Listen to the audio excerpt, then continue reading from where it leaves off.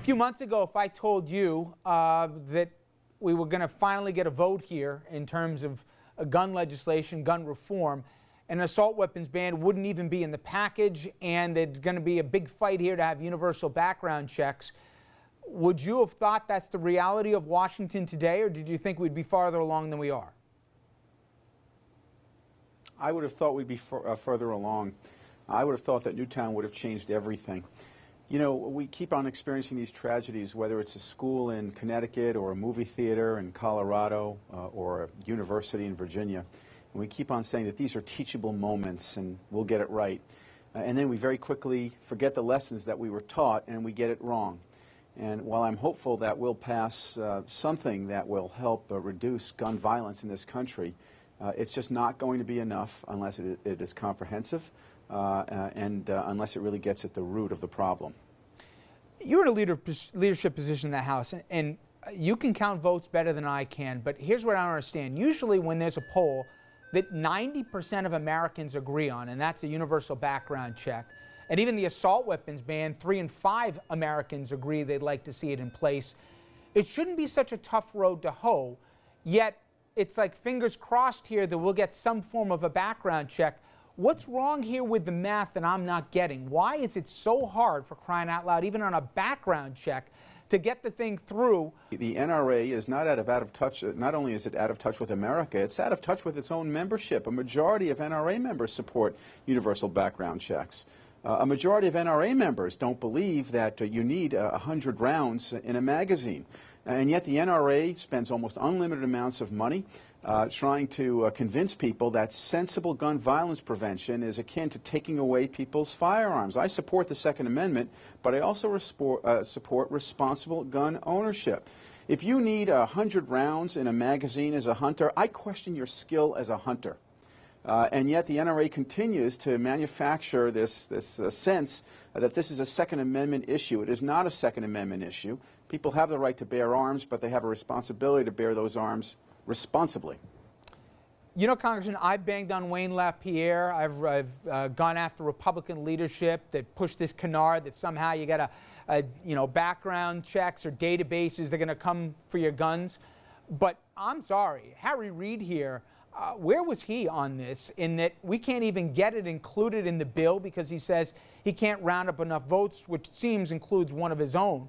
We were promised, and even LaPierre blessed the Republicans to have an up or down vote on this. We have to have this now as an amendment, the assault weapons ban.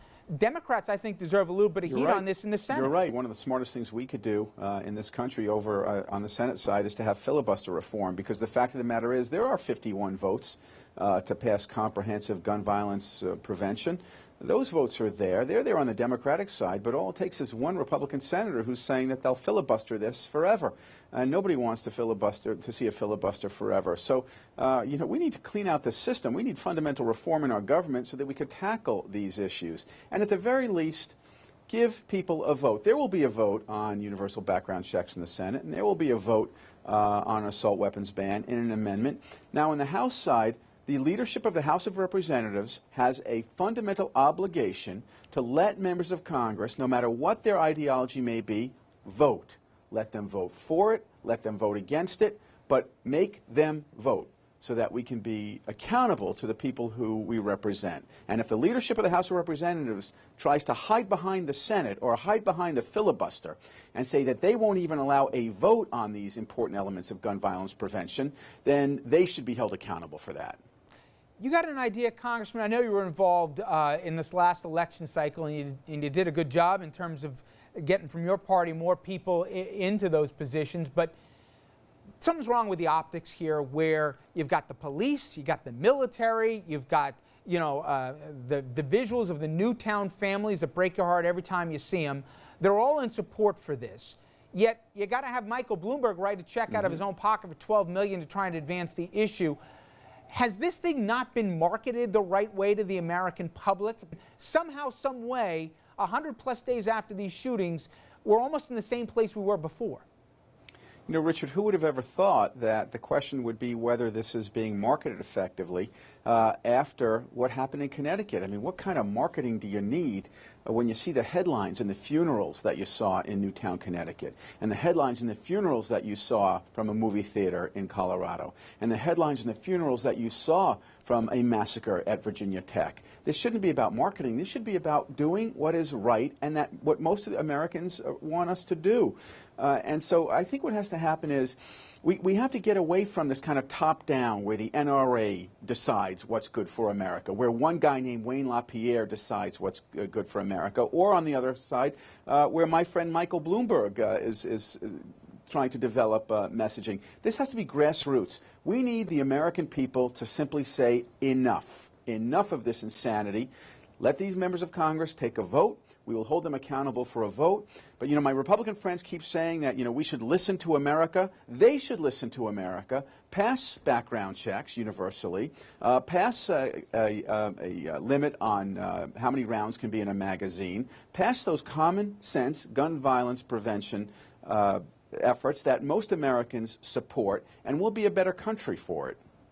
Finally, Congressman, you optimistic we're going to get something meaningful? And I ask that because we're going to have a vote in April on this thing, and it seems that the window of the American attention and pressure, it's come and gone. That 5-week rule, if you don't do it in 5 weeks, the public will move on to something else. You have any reason for optimism? What you thought would have happened will. Yeah, look, I'm fundamentally optimistic that my colleagues are going to listen to the people they represent. And you know, it all boils down to this, Richard. What we saw in Connecticut, we saw teachers and administrators and adults showing the supreme courage of shielding children from bullets. And I hope that more of my colleagues will show a little bit of political courage in doing the right thing to prevent future tragedies like this. If they are willing to show that political courage and protect and defend the children that they represent, then I will be more optimistic. Well, let's hope. Congressman, I appreciate the time. Thank you so much. Thank you, Richard.